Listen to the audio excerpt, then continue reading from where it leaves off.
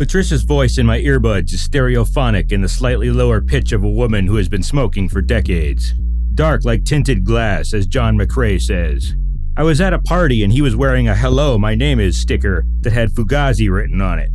I thought that was clever and he told me he had made it up. Then 2 days later I saw it written on a cassette case you pulled out of your leather jacket pocket that had your joints in it. Fugazi is a French word meaning fake, and also the moniker of a noisy do-it-yourself work ethic espousing band, I had informed her, Tommy Tiny Penis glaring at me and sniffling, oily perspiration sheening his brow. Like, wow man, what a fucking born loser. A phrase truly only applicable to him.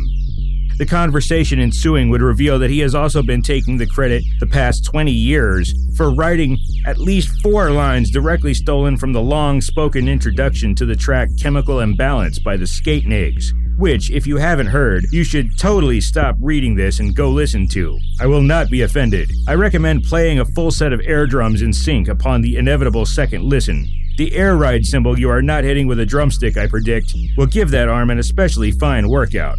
Also up on this plagiaristic docket are the Butthole Surfers, one of the best bands to ever call San Antonio a home, however briefly. Both Gibby Haynes and Paul Leary have degrees from Trinity University, the most expensive per-semester college in Bexar County and surrounding area, and home to 91.7 KRTU, jazz and other not popular music.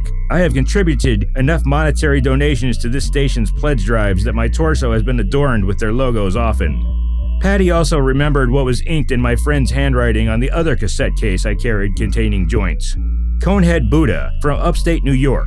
My buddy came down from Binghamton, home of the statuesque Rod Serling, and at the time a jam band-oriented scene. Fish, Grateful Dead, Moe, Widespread Panic.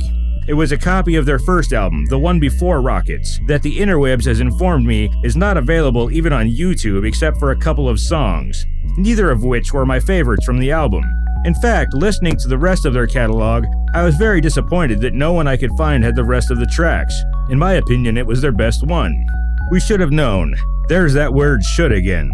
Tommy's taking credit for work not his own was not an isolated incident but an embedded, lifelong pattern.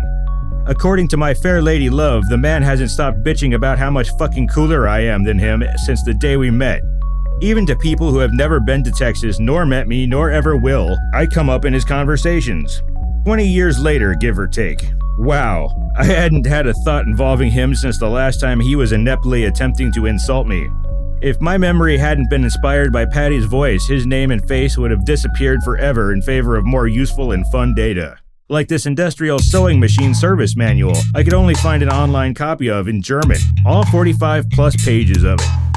That was way more entertaining than the pathetic, coward, narcissist loser Thomas Wayne Randall has ever been, even to itself.